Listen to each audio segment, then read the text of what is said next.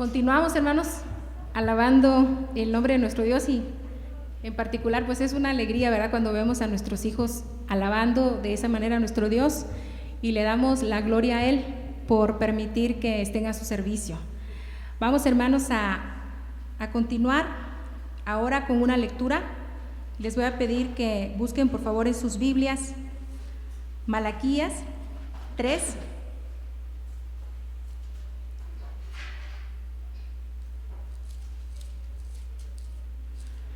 Malaquías capítulo 3, vamos a estar leyendo, mis hermanos, del versículo 6 al versículo 12.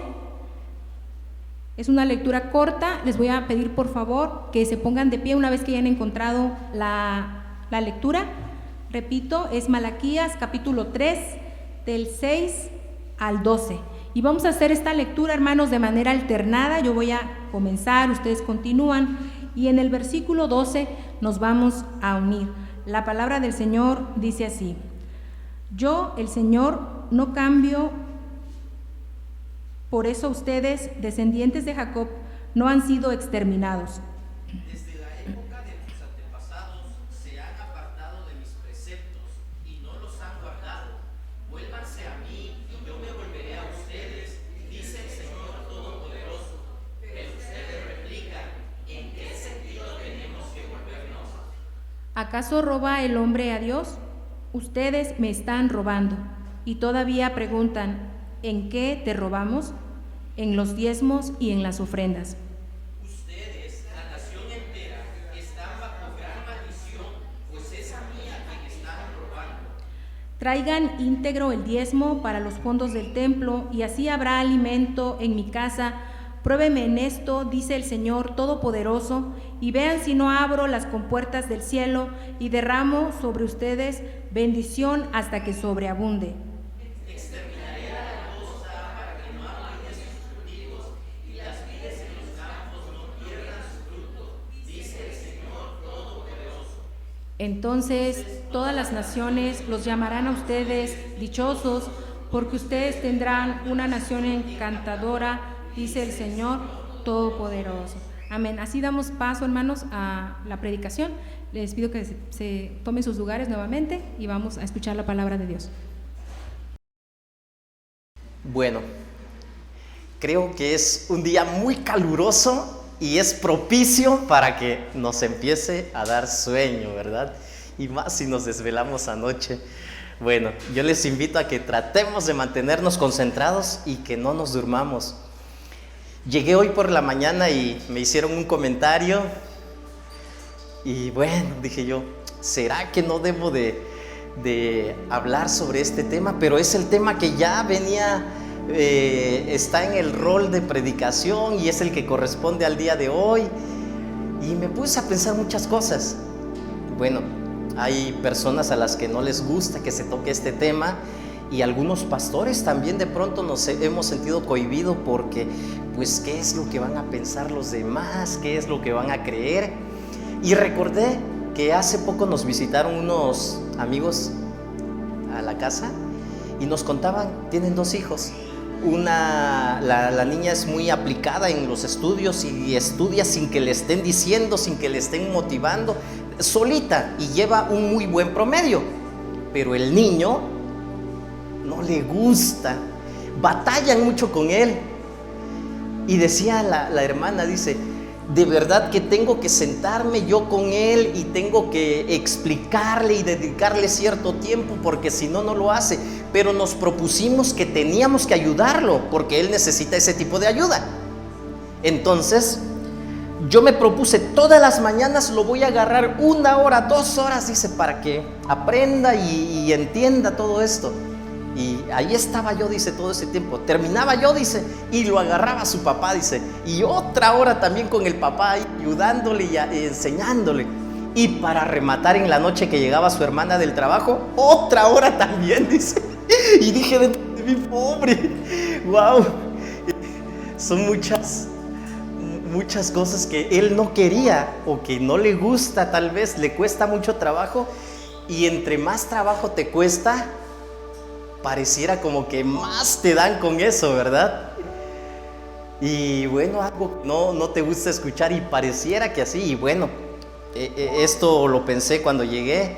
Estuvimos en la escuela bíblica dominical, nuestro hermano Eduardo también tocó el mismo tema y dijo: hermanos, y es que esto del diezmo y aquí, y bueno, dije yo, wow, entonces sí, va por ahí el asunto, ¿verdad? Dios sigue hablando a su pueblo, hermanos, definitivamente. Este pasaje de la palabra de Dios que acabamos de leer es palabra de Dios. Dios así lo dispuso y no tenemos por qué quitar u ocultar, ¿verdad?, lo que Dios ya nos ha pedido que hagamos. Examina tu corazón, es el tema del día de hoy. Y en eso yo quiero que nos ocupemos todos. No estás aquí por casualidad, no estás aquí porque pues no había algo más interesante que hacer, ¿verdad? Y yo quiero iniciar preguntándoles, a ver, hermanos, todos los que estamos aquí venimos por voluntad propia, ¿verdad? Y quiero preguntarles, a ver, ¿es verdad lo que dice la palabra de Dios? A ver, como que no los escucho muy convencidos. ¿Es verdad lo que dice la palabra de Dios? Ok, ¿Dios miente? ¿Le creemos a Dios? Bueno, en base a todo esto, hermanos, en esta introducción que yo les estoy dando es como quiero que veamos este tema. Examina tu corazón, porque ya hemos afirmado y no nos vamos a cansar de afirmar, ¿verdad?, que la palabra de Dios es verdad, que Dios nunca nos falla, que Dios no miente, y definitivamente esto es verdad, no porque nosotros lo digamos, sino porque Dios así lo ha decidido, lo ha establecido y nos lo ha demostrado. El profeta Malaquías, el último libro del Antiguo Testamento, pertenece a una época histórica que se conoce como el post-exilio. El pueblo de Jerusalén, el pueblo de Israel, había sido llevado cautivo y ahora ya habían regresado. Es en este contexto que el profeta Malaquías está escribiendo este libro que nosotros acabamos de leer, un párrafo, y es difícil, las personas que se dedican a estudiar profundamente las escrituras no han podido establecer una fecha exacta de este periodo de Malaquías. Probablemente la mayoría concuerda en que es contemporáneo del profeta Nehemías. Ustedes recuerdan, hermanos, que el profeta Nehemías llegó para reconstruir los muros de Jerusalén. Esta historia sí se la saben, ¿verdad? Ok, en ese contexto estaba el pueblo de Israel devastado porque habían sido llevados cautivos y ahora regresaron a un lugar donde estaba todo destruido y tenían que comenzar desde cero. ¿A quién le ha pasado así, hermanos? Que de pronto perdieron todas las propiedades, no tienen nada y ahora tienen que comenzar desde cero. Creo que es una situación demasiado difícil. No sé si alguien de los que está aquí ha pasado por una situación similar. No me lo quiero imaginar, de verdad. Debe ser muy complicado, muy difícil. Así se encontraba el pueblo de Israel, el pueblo de Dios. Lo peor es de que los vecinos, las ciudades vecinas, se burlaban de ellos. Hacían escarnio de lo que a ellos les estaba pasando. ¿Los había abandonado Dios? En este contexto es donde el profeta Malaquías escribe. Y con esta historia imaginaria que yo les quiero platicar en este momento, quiero darles a conocer lo que estaba sucediendo. El profeta Malaquías escribe a un pueblo que se encontraba en crisis, que estaba muy desesperado por lo que estaban viviendo. Esta es una historia que probablemente nos ayude a entender, ya en algún momento se las compartí, pero me gusta mucho y creo que es algo que nos ayuda a entender. Está un matrimonio, la esposa comienza la plática y le dice: Simón, te noto muy triste, ¿qué te pasa? Ay, Miriam, las cosas van de mal en peor, todo nos sale mal. ¿Recuerdas esas pocas semillas que teníamos? Yo con mucho anhelo, con mucho gozo fui y las sembré en nuestra parcela y esperaba ahora cosechar unos pocos de granos para poder subsistir los siguientes meses. Pero hoy vengo regresando de la parcela y ¿qué crees? Esas malditas langostas se lo han comido todo. Y ahora no tenemos nada para vivir. ¿Qué vamos a hacer? Ya sé. ¿Por qué no vamos este domingo a la iglesia y nos llevamos uno de nuestros corderitos y lo ofrecemos en sacrificio a Dios? Tal vez Dios se apiade de nosotros, tenga misericordia y nos dé lo que necesitamos. Ay, Miriam, no me vengas con esas tonterías. ¿Cómo crees que le vamos a dar eso a Dios, un cordero menos? Vamos a quedarnos sin nada para vivir. Simón, espera. Yo no estaba hablando de patitas negras. Estoy hablando de ese corderito que nació ciego de un ojo, que pasa de una enfermedad tras otra. A ese me refiero. Además, no lo podemos vender. Nadie nos lo va a comprar así. Y mucho menos nos lo podemos comer. ¿Qué te parece? Bueno, creo que tienes razón. Si es así, estoy de acuerdo. Llevemos ese cordero al templo. Además, nuestro tuerto es mucho mejor que esos animales que los sacerdotes sacrifican cada día. Nuestro tuerto es 100 veces mejor. De todas formas, va a ser quemado en el altar. ¿Qué importa si está enfermo o está sano? Si está completo o está incompleto. No pasa nada. ¿Y eso qué tiene que ver con nosotros? Tal vez se preguntarían algunos, ¿verdad? Nosotros ya no ofrecemos sacrificios, pero sí traemos ofrendas al altar. Todo lo que acabamos de cantar en el periodo en el cual nos dirigieron nuestros hermanos de la alabanza tiene muchas verdades. Son promesas de Dios. Y ya dijimos que creemos que lo que Dios dice es verdad, ¿sí o no? Son promesas de Dios. Pero ¿qué pasa cuando de pronto es que yo gané 3,000 pesos? ¿Y cuánto es el diezmo? ¿10%? A ver, ¿dónde están los contadores y matemáticos? 300 pesos. 300 pesos es mucho. Es para una comida que durante el día, ¿verdad? Démosle 30 pesos a Dios. Dios nos va a entender, sabe que somos pobres y no nos va a quitar lo poco que tenemos, ¿verdad? Parecería chiste, dicen por ahí los chavos el día de hoy, pero es anécdota, ¿verdad? ¿Qué diferencia hay entre lo que hacían el pueblo de Israel y lo que el día de hoy podríamos estar haciendo nosotros?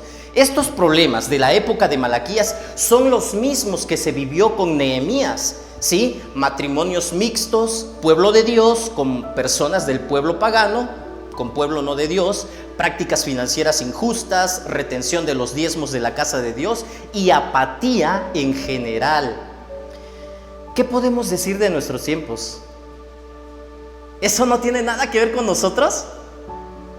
¿Qué podemos decir de nuestros tiempos? ¿Estaremos pasando por lo mismo?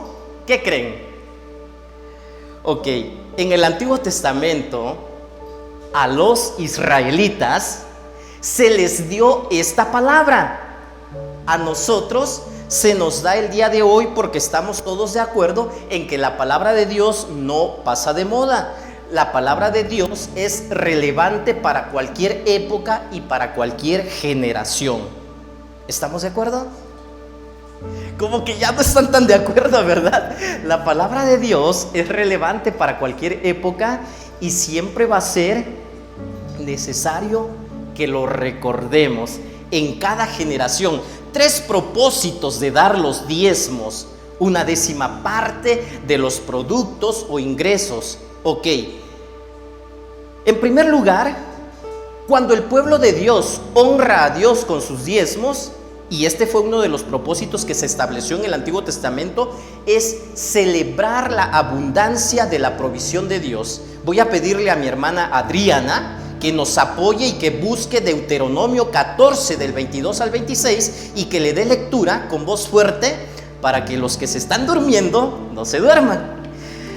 Deuteronomio 14 del 22 al 26, este es uno de los propósitos que Dios estableció para dar los diezmos. En segundo lugar, voy a pedir a Onelio que él lea Números 18 del 20 al 24 igual con voz fuerte. Y el propósito aquí es mantener a los levitas y el sistema de adoración. Y en tercer lugar, proveer para los pobres. Y aquí yo voy a pedir a ver, Rosy, apóyanos por favor, y vas a leer muy fuerte Deuteronomio 14, los versículos 28 y 29. 3 propósitos por los cuales Dios ordenó a los israelitas dar los diezmos. Adriana, por favor, apóyanos. Deuteronomio 14 del 22 al 26.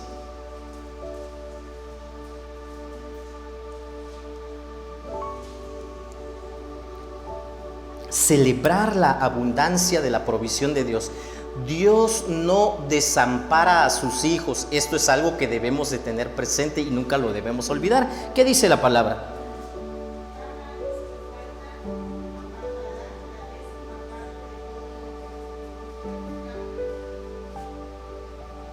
¿Hasta el 26?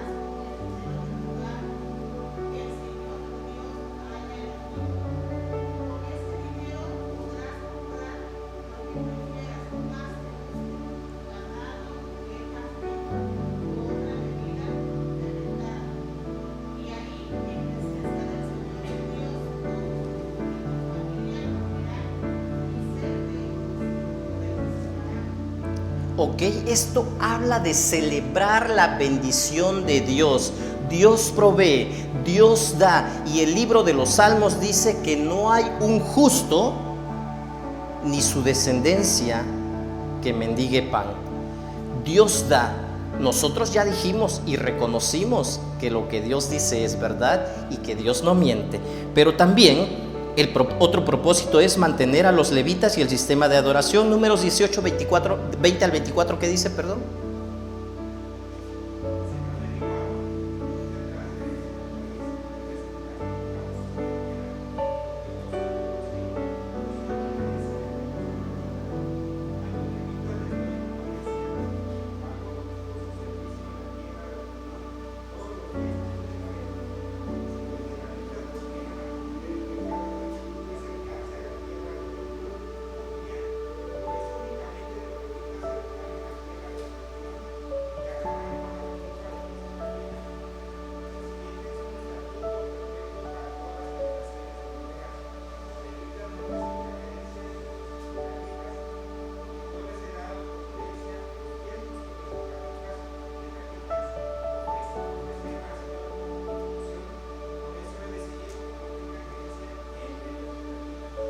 No sé si ustedes saben, pero cuando el pueblo de Israel llegó a la tierra prometida, recordemos que eran 12 tribus, y se les repartió a todas las tribus una porción de tierra, su heredad que ellos iban a tener.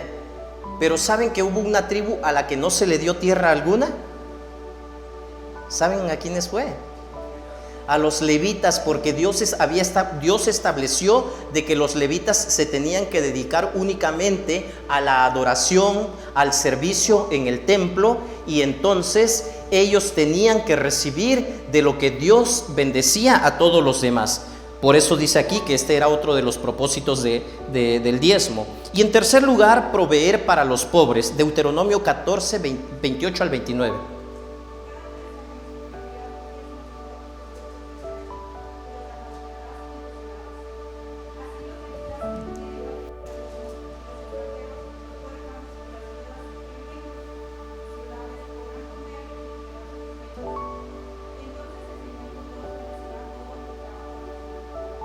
Para cuando haya algún necesitado tengamos de dónde darle, y no en ese momento nos miremos las caras y veamos, ¿y ahora qué hacemos? No, a ver quién es el más rico que le dé, y pues yo, pues no.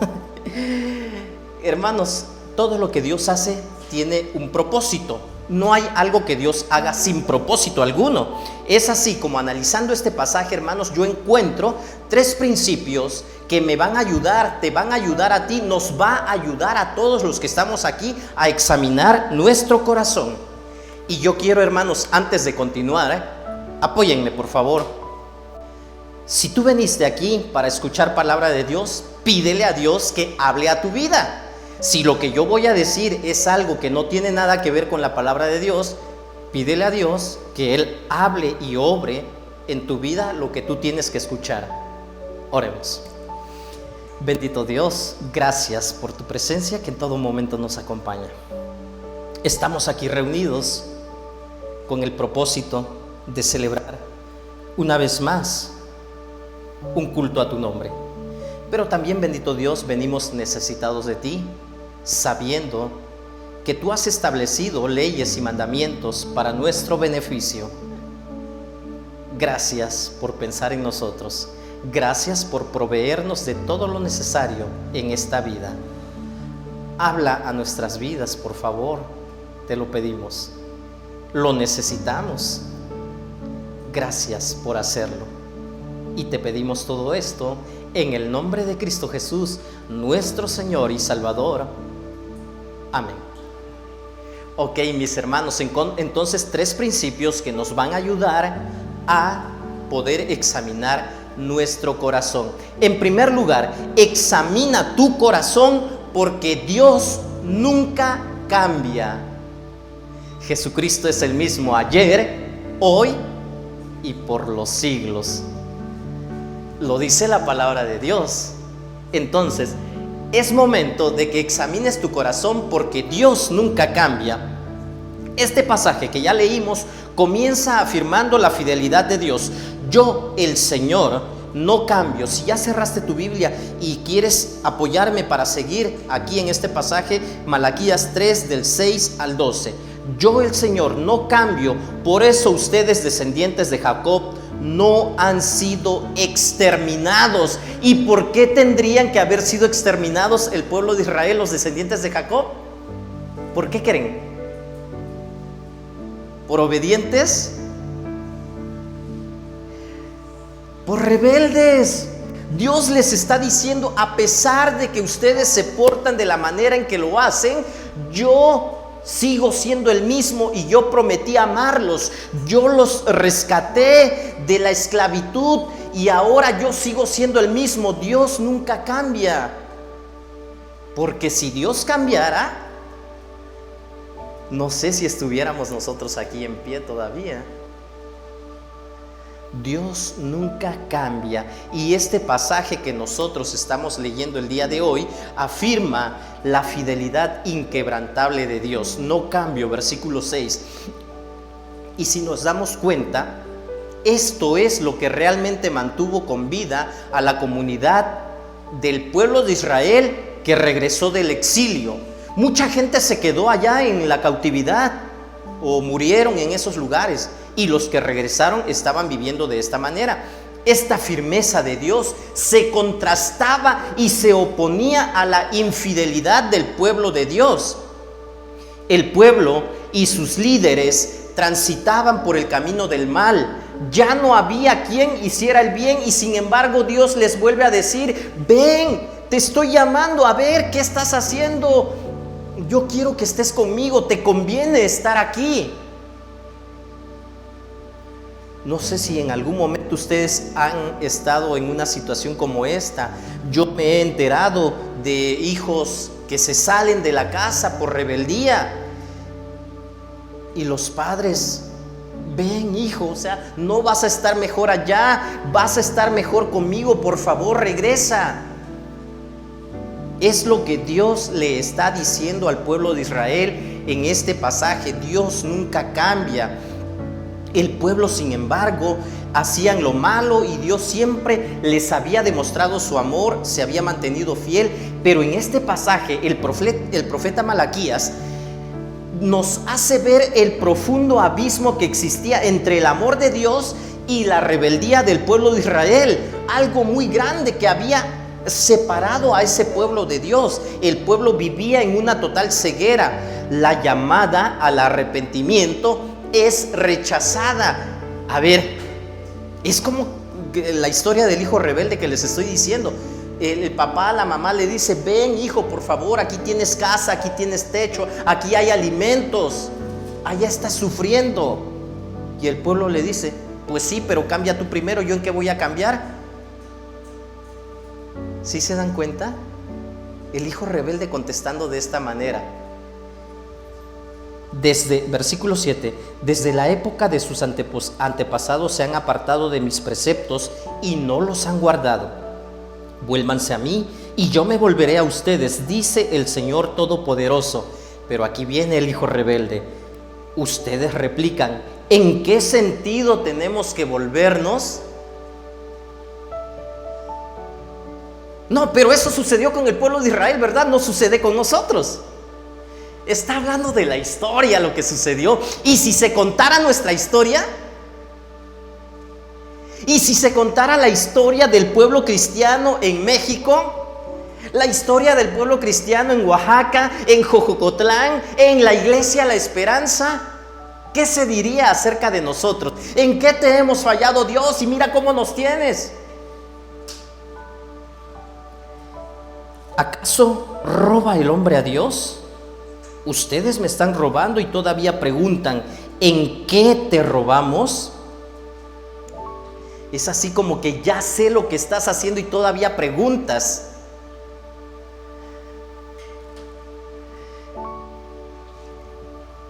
Dios definitivamente escogió al pueblo de Israel, una gran nación, no porque esa nación fuera mejor que las demás, ni porque tuviera unas características inigualables, ni porque fuera más deseable que los demás pueblos, sino por el simple hecho de que Dios decidió elegirlos a ellos. ¿Y qué pasa con nosotros? Nos jactamos muchas veces de que Dios nos escogió. Somos escogidos de Dios. Somos el pueblo de Dios. Y si lo somos, fue porque Dios así lo decidió, no porque nosotros seamos especiales o mejores que aquellos que están aquí el día de hoy. ¿Cómo ven? Sí, ¿estamos? Yo espero de que sí estemos entendiendo todos, ¿verdad? Es la misma situación que vivimos el día de hoy nosotros.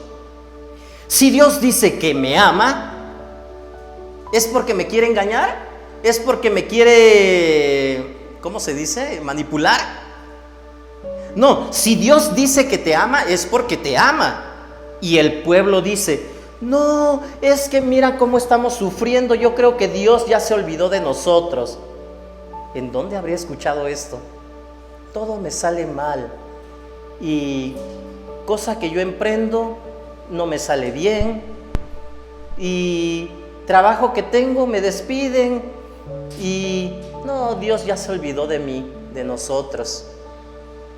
Creo que Dios ya no nos ama. Es lo que estaba diciendo el pueblo de Israel. ¿Sucederá el día de hoy? ¿Qué creen? Es por eso que la invitación el día de hoy es: examina tu corazón, examina tu corazón. Este pueblo, al manifestar lo que estaba diciendo, no solo expresaba incredulidad, también expresaba dudas acerca de lo que Dios estaba diciendo, que Dios los amaba. Qué gran insolencia del pueblo de Israel, ¿verdad? Pero eran ellos. Alguien dice, cualquier parecido con la realidad, ¿qué dice? Es mera coincidencia. Ok, estamos viendo la historia del pueblo de Israel. Y la historia del pueblo de Israel, mis hermanos, no es una historia de obediencia. No es una historia que vaya en aumento la obediencia del pueblo de Israel. ¿Y cuál será tu historia? ¿Cuál será mi historia? ¿Qué creen? La historia de la Iglesia La Esperanza será una historia de obediencia que va en aumento. La historia del pueblo de Israel es una historia de recurrentes alejamientos de Dios, y por eso el Señor les dice: vuélvanse a mí, regresa a mí. Y curiosamente los israelitas se preguntan: ¿en qué sentido tenemos que volvernos? Si yo no he hecho nada malo. Sí les conté en algún momento en el seminario, decía un profesor, nos ordenaron hacer una lista de los pecados personales de cada uno,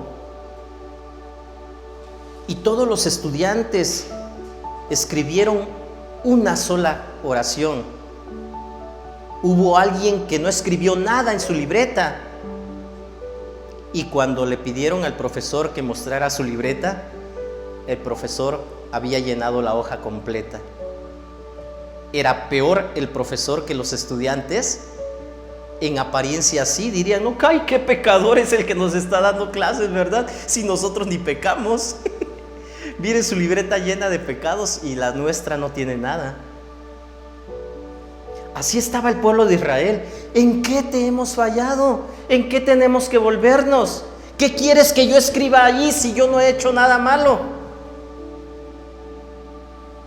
Examina tu corazón, vuélvete a mí, dice el Señor. Lo terrible de todo esto, y hasta el día de hoy, es la profunda ceguera con que el pueblo muchas veces se ha conducido.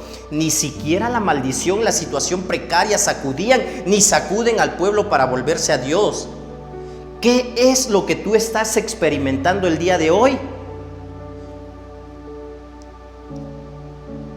Decía Simón y María: es que no tenemos nada para comer, pero pues ¿cómo le vamos a dar a Dios lo único que tenemos? Insensatos, ¿verdad? Cuando la obediencia a Dios es lo que produce bendición. No, pero pues mejor lo guardo para mí. Si lo doy, pues ¿qué me va a quedar? Demos este tuerto, demos estas moneditas por ahí, ¿verdad? Conforme el profeta entrega la palabra de Dios, el pueblo responde discutiendo. Y en este libro de Malaquías, hermanos, que tiene nada más 4 capítulos, yo les invito a que lo lean completo.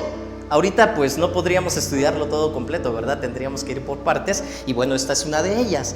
Pero se repite constantemente el reclamo de Dios hacia el pueblo, y el pueblo siempre contesta: ¿en qué te hemos fallado? Desde el capítulo 1 encontramos esta constante. ¿En qué quieres que nos volvamos, Dios? ¿No será que te estás equivocando? A ver, no, si yo nunca fallo, yo no hago nada malo. Y a pesar de la realidad, ¿por qué Dios no abandonó a su pueblo rebelde? El versículo 6 tiene la respuesta. Porque Dios nunca cambia, porque Él prometió amarlos. Y yo quiero preguntarte a ti: ¿has llegado a pensar que Dios se ha olvidado de ti? ¿De tu familia? Porque sí que la hemos pasado muy difícil en esta pandemia, y otros mucho antes de la pandemia. Esto es una realidad. ¿Se habrá olvidado Dios de nosotros, hermanos? ¿Qué creen? Dios nunca cambia. Examina tu corazón, porque Dios nunca cambia. En segundo lugar, examina tu corazón, porque el ser humano es el que siempre falla. Versículos en 7b en adelante. ¿En qué sentido tenemos que volvernos? ¿Acaso roba el hombre a Dios? Ustedes me están robando. Y todavía preguntan, ¿en qué te robamos? Y ahí viene la respuesta de Dios. Hermanos, Dios nos va a decir las cosas de forma directa. En los diezmos y en las ofrendas.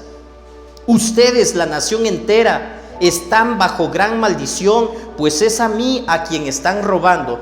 No quiero manipular a nadie. No quiero que me malentiendan. Es la palabra de Dios. Léelo, analízalo. Pídele a Dios que te dé la respuesta. Eso dice la palabra de Dios. Si tú no has sido fiel en darle a Dios lo que le corresponde, Dios dice, por esa situación ustedes están bajo gran maldición, por esa situación a ustedes les va mal. No es que Dios quiera eso para ti, para mí, no, definitivamente no. Dios siempre va a buscar nuestro beneficio, tu beneficio. Pero tú decides cómo vivir, y si quieres seguir sufriendo, pues adelante. La solución la tiene Dios y también está a tu alcance. Parece muy loco pensar que alguien pueda robarle a Dios, ¿verdad? O sea, ¿cómo robarle a Dios? O sea, a ver, ¿dónde están las cosas de Dios? Y voy a quitarle sin que se dé cuenta. ¿Se podrá? Dice la palabra de Dios que de Dios es la tierra y su plenitud, el mundo y los que en él habitan. Todo le pertenece a Dios. Y sin embargo, Dios nos da a nosotros lo que es suyo y nos dice, ok, te estoy bendiciendo, ahora lo único que pido de ti es que me entregues esta parte. Ay, no, ya me lo diste y lo dado, ¿verdad? Y el que da y quita. ¿Qué excusas hay? Te estoy dando este 100%, tú te vas a quedar con el 90%, y únicamente quiero, para probar tu fidelidad, para probar tu obediencia y para que yo pueda seguirte bendiciendo, que me des el 10%. Muchos dirían, ¿verdad? Eso es del Antiguo Testamento. A ver, pastor, actualícese. Estamos en el Nuevo Testamento. Yo tuve que analizar y pensar cuando hablé con alguien, una persona muy querida, y decía yo, ¿le digo, no le digo? ¿Qué hago? Y llegué a la conclusión de que Dios me va a demandar un día. ¿Por qué no expuse lo que realmente dice la palabra? Y aunque yo sabía que esta persona tenía serios problemas con el dinero, le tuve que decir, hermano, tú aquí estás fallando. Y yo sé de que estás metidos en graves problemas económicos, y tú mismo me podrías decir, y cualquiera que te vea podría decir, a ver, ¿y de dónde quiere el pastor que saque él para dar? Pues precisamente por eso te va mal. Por eso no sales de ese bache. Ya no voy a la iglesia de la Esperanza porque ahí hablan de puro dinero, dijo alguien. Hermanos, creo que hace más de 3 años que yo no había tocado este tema. Pero al que tiene problemas con el dinero siempre lo va a pensar así. Parecía que este hermano había entendido y comenzó a diezmar. De pronto 2 que 3 veces, después decidió alejarse y se fue. Cuando lo volví a ver y platicamos nuevamente, me dijo, no, es que eso es del Antiguo Testamento, y hasta teólogo se volvió. Me empezó a citar versículos tras versículos para justificar que no había razón de dar los diezmos. Bueno, nadie obliga a nadie. ¿Queremos hacer lo que dice el Nuevo Testamento? ¿Qué dice el Nuevo Testamento? Bueno, eso es algo que dice, pero Dios en toda parte del Nuevo Testamento ahora invita a darte por completo. Romanos 12, 1 y 2. Ofrézcanse ustedes en sacrificio vivo, santo, agradable a Dios. Y cada vez que se recojan ofrendas, no tengo que estar buscando y viendo, a ver, den por favor, porque todos deben de tener presente que todo le corresponde a Dios.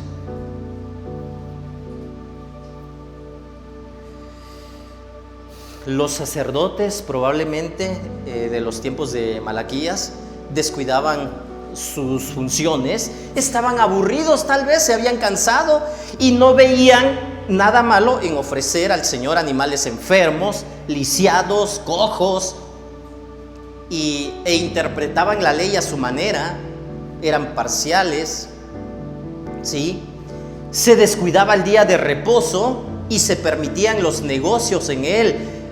Es que no tenemos dinero, ni modos, voy a tenerme que ir a trabajar el domingo. ¿Y qué creen? Pues aunque trabajaste el domingo, de todas formas sigues igual. No es que yo lo desee, no es de que yo me alegre de esto. Es una realidad, porque tú no has decidido poner tu confianza en Dios. Esto es lo que dice Dios. Sí, pero mejor aprovechemos. Sí, además Dios va a entender de que pues si no puedes es porque, pues sí, también allá está la bendición de Dios. Pues sí, bueno, experiméntalo, velo, a ver si mejoras. Pues bueno, la palabra de Dios ya dijimos de que dice la verdad y no se equivoca. Algo triste que sucedió en ese tiempo, dice que el incumplimiento de los diezmos obligó a los levitas a abandonar sus deberes para poder vivir. Nehemías 13:10, por favor, Yara, ayúdame por favor. ¿Qué dice Nehemías 13:10? Con voz fuerte, que todos podamos escucharlo.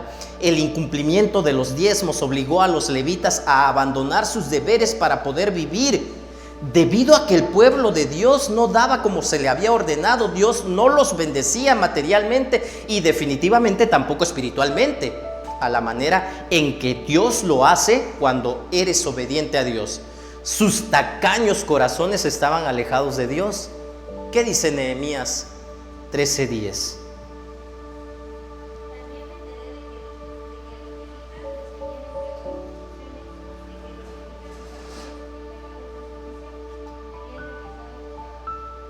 Habían regresado a sus campos cuando Dios ya había ordenado que ellos se dedicaran al servicio exclusivo en el tabernáculo para Dios. Pero pues ¿cómo, verdad? Si tengo hijos que mantener. Todo esto se había traducido en apatía, indiferencia, y el culto, según lo que decía el profeta, era el mejor lugar para evaluar la calidad de vida de la comunidad en esos años. Y yo no sé si ya existía este refrán, pero si hubiera existido en ese tiempo, Malaquías hubiera podido parafrasear este refrán que dice, ¿verdad? Dime qué culto celebras y yo te diré quién eres. Yo siempre me pregunto, ¿por qué tenemos esa costumbre de ser impuntuales? No le damos importancia. No, pastor, usted no sabe, sí le doy importancia, pero bueno, pues, tenemos que hacer ajustes. Tenemos que hacer ajustes, hermanos.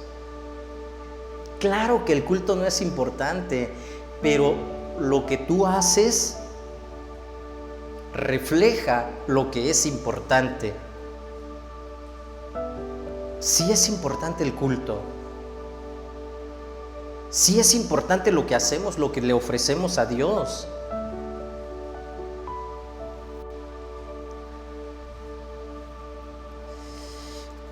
Es triste, ¿verdad? Y ustedes no me van a dejar mentir, los países en Latinoamérica, en nuestro México sucede también, y se da más que nada en los países, en los estados del sur, perdón. Hay un complejo de pobreza y esto acompaña a gran parte de la población. Es parte de la mediocridad de la población en los países de Latinoamérica. Yo recuerdo que en la historia nos decían algunos hermanos, es que anteriormente venían los estadounidenses, venían aquí a México y nos daban todo. No teníamos que preocuparnos porque mandaban ofrendas para que se construyeran los templos, para que hubiera todo y que no hiciera falta nada. hasta que en un momento la Convención Nacional Bautista de México decidió y dijo: no más ayuda del extranjero para las iglesias en México. ¿Por qué? Porque la mayoría se había acostumbrado únicamente a extender la mano, y con esto nos motivaban, o eran motivados a ya no extender la mano para dar, sino para recibir, y en vez de dar, quedármelo. Y yo sí me pregunté en algún momento, pero es que no hubieran hecho eso. Si hubieran seguido permitiendo que la ayuda llegara del extranjero, probablemente ya no tendríamos este lugar, hubiéramos construido algo mejor. Pero ¿qué creen que es lo que sucede? Pues la mayoría llega a tener su estado de confort, pues ya no es necesario que demos. Y con esto se le estaba quitando la bendición al pueblo de Dios, donde Dios ya ha dicho que más bienaventurado es dar que recibir, y cuando tú no das, pues te estás perdiendo de una gran bendición. Pero nuestros hermanos, con toda la buena intención que ellos tenían, pues estaban como que motivando a que esta bendición ya nos se diera a los que tendrían que ser bendecidos, ¿verdad? Y en este contexto, qué fácil es robar. Esta es una de las tristes características de la pobreza en Latinoamérica, y más en el pueblo evangélico, ¿verdad? La de retener o tomar lo mejor de lo que tenemos y somos, en lugar de darlo al servicio del Señor. Alguien me dijo en alguna ocasión: es que siempre hemos sido aviadores, hablando de la iglesia. Los más ricos son los que daban para todo lo que se necesitaba, para los convivios. Ellos eran los que aportaban, ellos eran los que daban, y nosotros pues no podíamos. Y yo me pregunté, ¿en verdad no podían? ¿En verdad no pueden? ¿O es que llega un momento en que el descaro y el cinismo se vuelve parte de nosotros? Pues no, yo soy pobre. ¿Quién gana más? Él que dé, ellos que den. Yo no puedo. La realidad, hermanos, es que quien roba a Dios recibe como pago el robo de otro ladrón. El Dios que es fiel exige fidelidad y obediencia. Sigue diciendo el versículo 10: traigan íntegro el diezmo para los fondos del templo, y así habrá alimento en mi casa. Pruébenme en esto, dice el Señor Todopoderoso, y vean si no abro las compuertas del cielo y derramo sobre ustedes bendición hasta que sobreabunden. Exterminaré a la langosta para que no arruine tus cultivos, y las vides en los campos no pierdan su fruto, dice el Señor Todopoderoso. Dios está ahí para proteger al que es obediente. Pero si tú no eres obediente, ¿cómo puedes exigir la bendición de Dios? Y por eso no sales de una y entras en otra. Un amigo me contaba: gasté mucho en medicamentos, enfermedad tras enfermedad, y después problemas, tuve un accidente, tuve esto otro. Arrepentido y derrotado, le pedí ayuda a Dios. Y me puse a hacer cuentas de todo lo que había gastado con todo esto que me estaba sucediendo. Al hacer las cuentas me di cuenta que era la misma cantidad de lo que yo había dejado de dar a Dios. ¿Esto es verdad? ¿No estará sucediendo lo mismo con nosotros, contigo? Es que Dios ya no nos bendice, es lo más fácil que podríamos decir.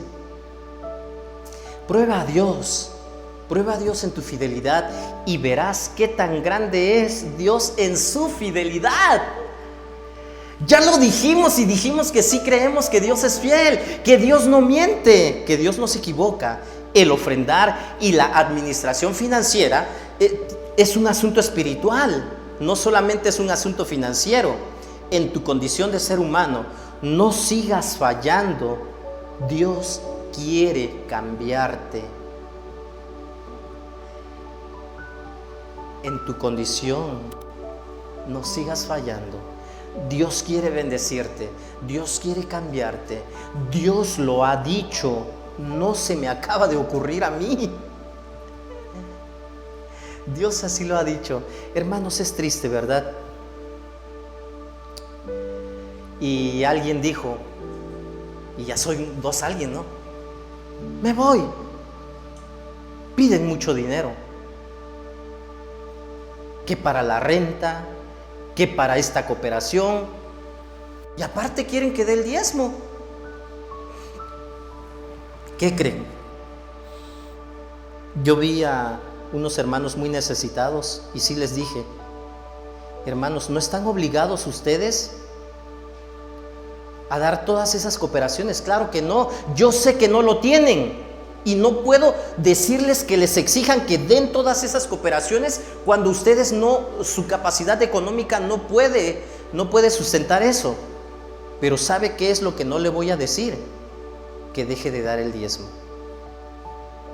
Puede dejar de dar todas las cooperaciones y no se sienta mal, porque no estamos obligados a dar esa cooperación. No me malentiendan y después vayan a decir, el pastor dijo que no demos nada y ya no vamos a dar, ¿verdad? Bueno, yo le dije a estas personas, fueron 2 que 3 casos, pero ¿saben qué? Yo no le puedo decir no des tu diezmo, porque si yo te digo no des tu diezmo, yo estoy contradiciendo una orden que Dios ya dio. Y además, cuando tú das tu diezmo, Dios promete bendecirte. Y el diezmo no es una cantidad fija. Así que si Dios te bendijo con 100 pesos esta semana, tú no tienes por qué dar 100 pesos. Vas a dar 10 pesos nada más. Pero yo de pronto digo, ¿cómo puede alguien subsistir una quincena si da 20 pesos de diezmo? O sea, eso me da a entender que ganó en la quincena 200 pesos. Y ahí es donde nos preguntamos, ¿roba el hombre a Dios? Pero Dios sabe que somos pobres y que no podemos. Yo no puedo decirle a las personas, no des tu diezmo, porque les estoy privando de la bendición que Dios ya ha dicho que les va a dar en base a la obediencia de cada quien. Entonces, eso es lo que siempre les decía. ¿Saben qué? No des la cooperación. Yo sé y entiendo que tú no puedes, pero yo no te puedo decir no des el diezmo, porque entonces yo estaría yendo en contra de lo que dice la palabra de Dios. Examina tu corazón, porque Dios promete bendecirnos. Versículos 10 en adelante, ya leímos el 10, el versículo 11 dice, exterminaré a la langosta para que no arruine sus cultivos y las vides en los campos no pierdan su fruto, dice el Señor Todopoderoso. Entonces todas las naciones los llamarán a ustedes dichosos, porque ustedes tendrán una nación encantadora, dice el Señor Todopoderoso. El libro de Malaquías y el resto de los profetas nos recuerdan que Dios no se cansa de llamar al arrepentimiento a los suyos. Cuando el culto que le ofrecemos a Dios es lo mejor, se va a notar en la bendición que Dios derrama hacia nosotros. Benjamín nos decía hace rato, y es que no solo se trata de dinero, y quiero recordarlo y recalcarlo una vez más, efectivamente, no solo se trata de dinero, se trata de tu tiempo, se trata de los dones y talentos que Dios ya ha puesto a su servicio. Entonces, si tú tienes un don, si tú tienes un talento, hagámoslo lo mejor que podamos, esforcémonos por darle a Dios lo mejor. Cantamos, te daré lo mejor, traemos lo mejor ante ti. ¿Es verdad? Porque algunos vienen a las carreras y medio que hacen como que limpian y en media hora quieren hacer lo que se hace en 3 o 4 horas a veces. No hay tiempo, nunca hay tiempo. Pero decimos que le daremos lo mejor. Dios ya nos dio dones y talentos a todos. No hay alguien que pueda decir aquí, no, es que creo que yo no sirvo para nada. Claro que sí sirves, todos servimos para algo. Decía una hermana en una iglesia, es que pastor, yo no sé hacer nada. A ver, hermana, yo probé una vez un bolis muy rico que usted hizo. Sabroso, delicioso, no lo he probado en otro lugar. Usted sabe hacer muy buenos bolis. En algunos lugares les dicen hielitos de sabores, creo, ¿verdad? Bueno, usted sabe hacer eso. Hágalos, prepárelos, tráigalos aquí al templo, véndalos y verá cómo somos bendecidos con eso que usted está haciendo. ¡Wow! fue todo un éxito lo que hizo la hermana. Aún aquel o aquella que cree que no puede hacer nada, Dios ya lo ha dotado de algún talento, de alguna habilidad para poder ser útil. Recordemos que los dones y talentos son para la edificación del cuerpo de Cristo. Dios así lo estableció y así lo dice. Entonces Dios quiere bendecirnos. Cuando somos mezquinos, hermanos, recibimos con pobreza. Lo que el hombre siembra, eso es lo que él va a cosechar. En los tiempos de Malaquías, los israelitas retenían sus diezmos, ofrendas, y aparentemente ellos preferían guardar más para ellos mismos que para lo que Dios le pedía. Al hacer eso, en realidad no solo estaban robando a Dios, sino a los levitas y también a los pobres. ¿Creen que eso suceda el día de hoy? Yo no entiendo, ¿verdad?, a aquellos que dicen que no pueden, pero de pronto me entero que, no los estoy investigando, ¿verdad? No se trata de eso. Pero pues sí, ya compraron esto otro, ya ampliaron por acá, ya construyeron acá, pero no pueden. ¿Qué debo hacer ante todo esto?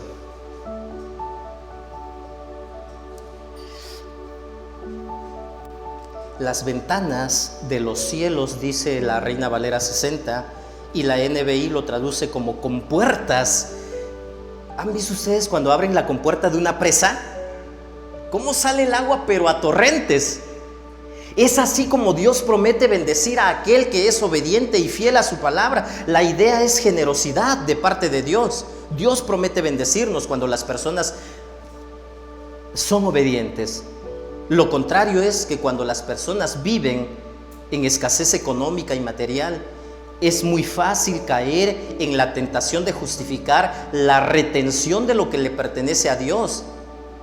Y la justificación racional que muchos dicen es: Dios sabe que somos pobres, Él no va a despojarnos de lo poco que tenemos.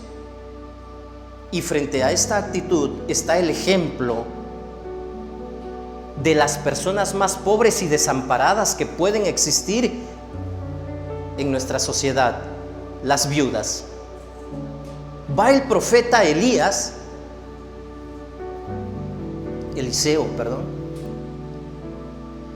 y se encuentra a una viuda y le dice: dame de comer. Y la viuda le responde: no tengo nada que comer, de hecho me queda un poquito de harina, voy a prepararle un pan a mi hijo y después de esto vamos a morir porque ya no tenemos nada más para comer. Y le dice el profeta de Dios: vamos a tu casa, prepara ese pan y dame de comer primero a mí y después de eso le vas a dar a tu hijo. ¿Qué hubieras hecho tú? ¿Qué hubiera hecho yo? Oye, ¿me estás pidiendo la única manzana que tengo para darle a mi hijo? ¿Quieres comértela tú y dejar que mi hijo muera de hambre? ¿Qué hizo la viuda? Hizo conforme a lo que el profeta de Dios le había dicho. ¿Y qué sucedió? Ustedes se saben el resto de la historia. Hubo en abundancia y Dios siguió bendiciendo y bendiciendo. ¿Por qué yo le voy a decir a alguien entonces que no dé? Cuando estuvimos en Huatulco, esta historia también creo que ya se las conté, ¿verdad? De unas hermanas que me decían: no, es que ¿cómo creen que le vamos a decir a los pobres que den? Estaba Jesús en el templo y veía cómo los ricos llegaban y echaban cantidades de monedas y dinero en las arcas del templo. Y de pronto viene una viuda, una anciana, pobrecita, lo más pobre que ustedes puedan imaginarse, y trae 2 moneditas. ¿Cuáles son las monedas más insignificantes en nuestro tiempo? 50 centavos tal vez. Traía 2 monedas de 50 centavos. Era lo único que tenía. Y esta viuda va y echa lo único que tenía. Y yo le dije a las hermanas en Huatulco: ¿por qué yo voy a hacer algo diferente a lo que Jesús hizo? Ustedes me están sugiriendo que yo le diga a esa viuda, no, a ver, ese peso que vas a dar, quédatelo porque ya no tienes que comer. Entonces, es más, mira, te vamos a dar de esto para que tú comas. Como le hacía Cantinflas en las películas, ¿no? No sé si ya la vieron. No es esta la forma de obrar de Dios. Jesús sabía que esa viuda, al estar dando esas 2 moneditas, iba a ser más bendecida por Dios que si se las hubiera quedado. ¿Por qué nosotros cambiamos el día de hoy entonces el resultado o las cosas para obtener resultados diferentes? Es que si doy mis 20 pesos ya no voy a tener para la coca al rato, ¿verdad? Y mejor pues me tomo mi coca. ¿Sí se dan cuenta, hermanos? ¿Sí me están entendiendo? ¿O tal vez este mensaje es para los que no vinieron el día de hoy? Vamos a mandárselos por YouTube para que lo vean todos. La viuda que dio todo lo que tenía, la presentación de diezmos no se establece como ley, como sucedió en el Antiguo Testamento. Sin embargo, la demanda de dar a Dios lo que le corresponde es muy radical. Dios pide toda la vida, les decía Romanos 12, 1 y 2, y es ante esta demanda que cada uno de nosotros debe hacerse la pregunta: ¿acaso el hombre le roba a Dios? Es que el pastor quiere más dinero. No, hermanos, no nos equivoquemos. Lo que se recaba aquí no va para el pastor, ustedes lo saben. La iglesia tiene ministerios que deben de continuar adelante. La iglesia tiene compromisos que debe de realizar y llevar a cabo. Y Dios prometió bendecir tu vida. Dios va a bendecir a la iglesia. Somos miembros de la iglesia, somos obedientes a Dios y a su palabra. Quiero concluir. El pueblo desobedeció a Dios robándole los diezmos y las ofrendas, pero eso no sucede aquí, ¿verdad? En realidad, cuando el pueblo de Dios no es fiel a sus ofrendas, no solo le roban a Dios, ¿saben qué? Y ojalá y que esto sí podamos entenderlo todos. Se roban a sí mismos. ¿Han escuchado el término boicotear? ¿Saben qué es boicotear? Es como cuando alguien se mete un autogol y ese autogol te perjudica, ¿verdad? No te beneficia. Pero es un gol al fin y al cabo, ¿no? Y estás celebrando que metiste un gol. Cuando alguien deja de dar los diezmos y las ofrendas, no solo le roba a Dios, se roba a sí mismo, se boicotea. Boicotear es cuando realizas acciones que te perjudican a ti. ¿Por qué? Porque cuando tú dejas de darle a Dios, estás cerrando las bendiciones de Dios. Estás haciendo que las cosas sigan saliendo mal, aunque tú crees que por haberte quedado con eso ya no va a pasar nada. Es que yo no trabajo, dicen algunos. Es que ¿cómo voy a dar el diezmo si no voy al culto? Fue muy difícil la pandemia. Y bueno, tal vez en algún momento haya oportunidad de contarles historias que pasó en otros lados, con otras iglesias, con otros hermanos. Pero lo terrible de la pandemia fue de que muchos están acostumbrados a que no voy hoy al culto, pues ya ni modos, ¿no? Aquí me quedó esto que puedo gastar. Y no, cuando ya sabemos que la bendición de Dios no es para que Dios te dé más, sino es porque Dios ya te dio. ¿Sí lo entendemos? No voy a dar para que Dios, porque eso es interés. Entonces, como te dicen en otros lugares, ¿verdad? Siembra y entre más grande sea tu siembra, más vas a cosechar. No, yo voy a dar porque Dios ya me dio. Yo no puedo dar algo que no tengo. Aunque no trabajes, eres bendecido por Dios. Sigues recibiendo algo. eres bendecido por Dios. Aunque no vengas al culto, eres bendecido por Dios. No nos equivoquemos. Diezmar no es regatear con Dios, sino que Dios promete bendecir y cuidar a quienes son fieles en su mayordomía. Él quiere nuestros diezmos y ofrendas como expresiones de nuestra fe y amor. Cuando el amor de un creyente hacia Cristo se enfría, por lo general lo demuestra en el área de la mayordomía.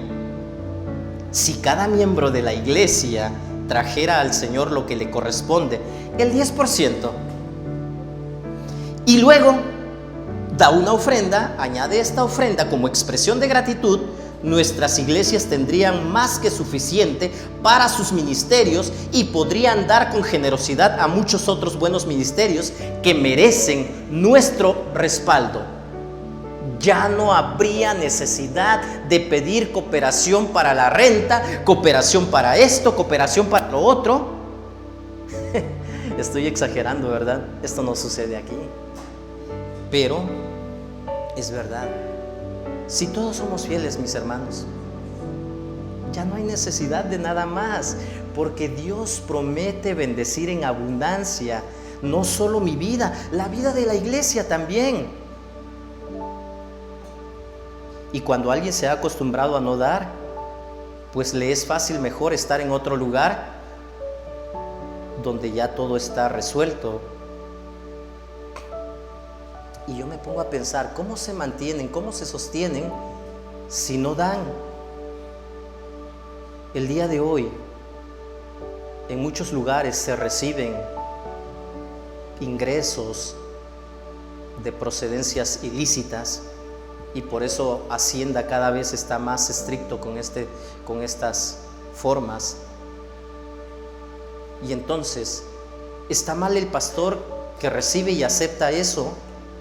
Y está mal esa persona porque cree que dando en abundancia, aunque su vida sea un desastre, con eso acalla su conciencia.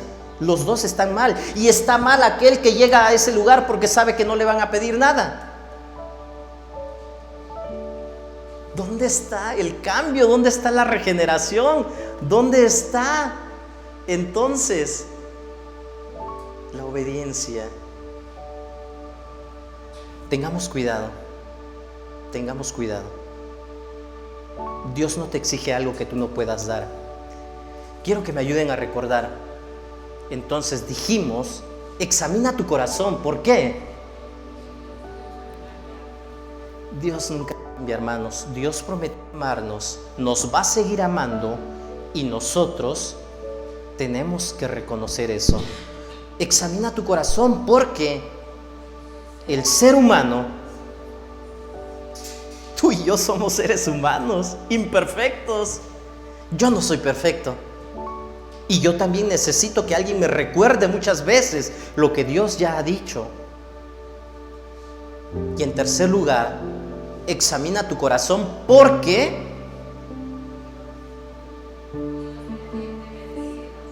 Dios promete bendecirnos. Tú dijiste, yo dije, todos dijimos que lo que Dios dice en su palabra es verdad. Dijimos que Dios no miente. ¿Sí o no? Apliquémoslo a nuestra vida. Ponte de pie, por favor. Acompáñame. Volvamos a Dios y digámosle a Dios que nos ayude a ser obedientes, no por interés. No queremos ser hijos interesados, porque si mi hijo me busca únicamente por interés, yo no voy a estar contento. No debemos ser así. Tenemos que ser agradecidos. Bendito Dios. Gracias. Te damos gracias. Porque hasta el día de hoy yo estoy seguro que no hay nadie en este lugar que se haya quedado sin probar alimento.